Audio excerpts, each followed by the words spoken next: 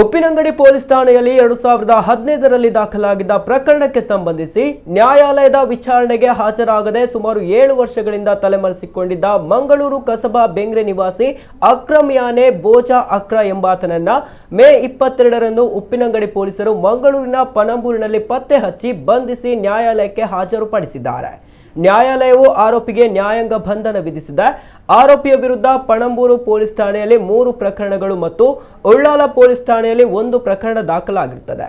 Uppinangady police ಠಾಣೆಯ PSI Kaushik ಬಿಸಿ ಮತ್ತು ಸಿಬ್ಬಂದಿ ಶಿವರಾಮ್ ರೈ ಹಾಗೂ ಮಹದೇವ ಅವರು ಆರೋಪಿಯನ್ನ ಬಂಧಿಸುವ ಕಾರ್ಯಾಚರಣೆಯಲ್ಲಿ ಭಾಗವಹಿಸಿದ್ದರು.